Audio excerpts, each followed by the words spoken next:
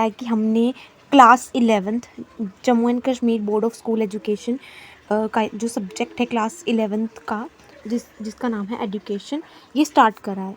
और इसका हमने एक लेक्चर कर लिया था जिसमें मैंने आपको फर्स्ट यूनिट की फर्स्ट जो यूनिट था उसका सिलेबस बताया था और एक इंट्रोडक्शन मैंने आपको पढ़ाई थी।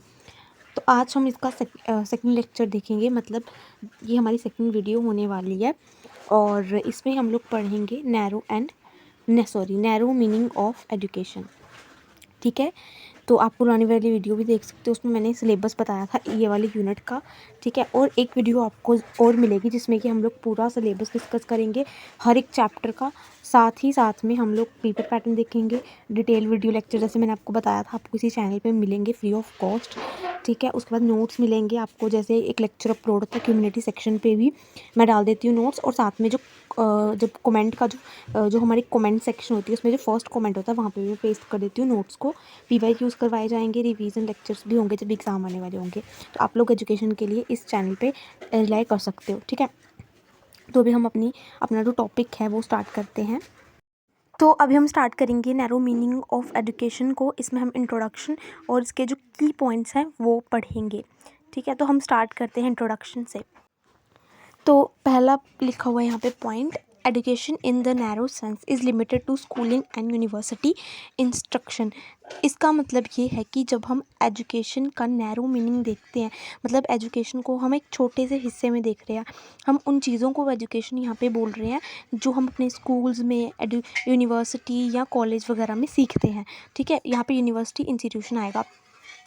तो यहाँ पर क्या बोला जा रहा है कि जब हम उन चीज़ों को एजुकेशन बोलेंगे जो हम अपने स्कूल्स कॉलेजेस या यूनिवर्सिटी में सीखते हैं, तो उन सब चीज़ों को हम बोलेंगे नैरो, कि ये क्या है, नैरो मीनिंग है एजुकेशन का।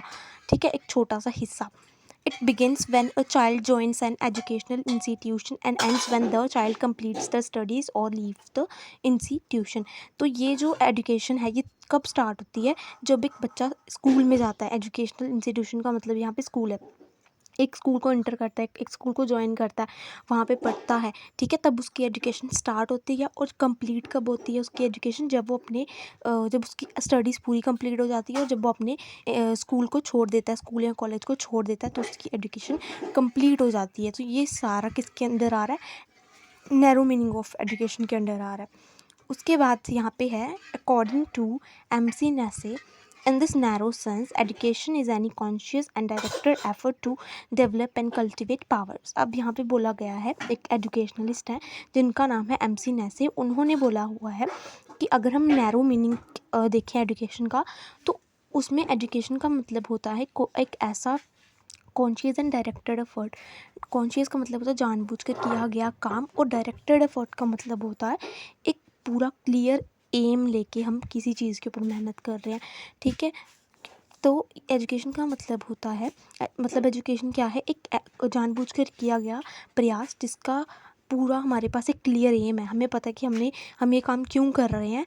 To develop and cultivate powers, develop का मतलब किसी चीज़ का विकास करना, और कल्टिवेट का मतलब किसी के अंदर किसी चीज़ को आप बोल सकते हो कि ग्रो करना। तो यहाँ पे ना इसका मतलब कि एजुकेशन एक जानबूझकर किया गया प्रयास है जो कि एक बच्चे के अंदर की जो पावर्स हैं, उसके अंदर की एबिलिटीज़ हैं, उनको डेवलप करता है, उनको और अच्छा बनाता है और कल्टीवेट करता है न्यू एबिलिटीज़ को।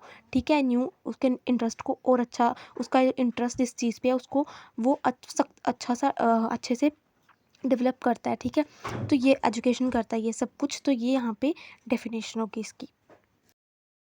लिखा हुआ है, this means education is a planned and purposeful process to develop a person's abilities and knowledge.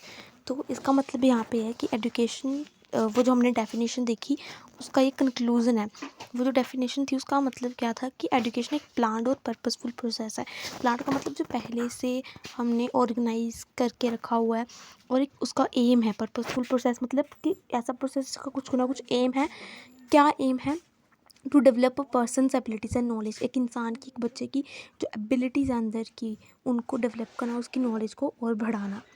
Narrow education focus mainly on formal teaching and learning within organised institutions like schools and colleges. Narrow education जो है ना, उसका main focus होता है formal teaching और learning में। Formal का मतलब होता है कि कोई भी ऐसी चीज़ किसी रूल्स रेगुलेशंस के अंडर आ रही है, ठीक है। तो नैरो एजुकेशन जो होती है वो रूल्स रेगुलेशंस के अंडर होती है, रूल्स रेगुलेशन के अंडर होती है। जैसे स्कूल्स में जब हम पढ़ते हैं तो वहाँ पे कुछ फिक्स टाइम टेबल होता है, फिक्स रूल्स होते हैं, फिक्स जो क्यूरिकुलम होता है, सिलेबस, सब कुछ फिक्स होता है। तो यहाँ पर नैरो एजुकेशन में हम वही चीज़ों को तो एजुकेशन बोल रहे हैं जो अपने स्कूल्स कॉलेजेस में पढ़ रहे हैं। तो वो हम एक ऑर्गेनाइज्ड इंस्टीट्यूशंस में पढ़ते हैं। ऑर्गेनाइज का मतलब एक ऐसे प्लान सब कुछ पहले से तय करके रखा है कि ये सिलेबस होगा, इतने बजे से लेकर इतने बजे तक स्कूल होगा। तो सब कुछ जो है प्लान्ड है, ठीक है। टीचर्स को क्या पढ़ाना है, बच्चों को क्या पढ़ना है, जो भी टीचर पढ़ाएगा वही पढ़ना है। तो वो सब कुछ क्या है, प्लान्ड है पहले से। तो इसका मतलब नैरो एजुकेशन किस पे फोकस करता है, फॉर्मल टीचिंग लर्निंग पे। फॉर्मल का मतलब कि रूल्स एंड रेगुलेशंस जिसके अंदर हो। It doesn't include informal learning. Narrow education के अंदर इनफॉर्मल लर्निंग नहीं आती है। इनफॉर्मल लर्निंग का मतलब वो सारी चीज़ें जो कि हम अपनी लाइफ एक्सपीरियंस से सीखते हैं, या फिर अपने घर में कुछ सीख रहे हैं, बाहर सोसाइटी से कुछ सीख रहे हैं, वो सारी चीज़ें इनफॉर्मल लर्निंग के अंदर आती है। तो नैरो एजुकेशन में हम उन चीज़ों को एजुकेशन नहीं बोलेंगे जो कि हम अपनी सोसाइटी से सीखते हैं, आसपास से सीखते हैं, उसको हम नैरो मीनिंग ऑफ एजुकेशन के अंदर एजुकेशन नहीं बोलते हैं। ऐसे तो ये सब इनफॉर्मल लर्निंग भी एजुकेशन का ही एक पार्ट है, बट ये नैरो मीनिंग के अंदर नहीं आता है, ठीक है। तो नैरो मीनिंग के अंदर इनफॉर्मल लर्निंग इंक्लूड नहीं होती है।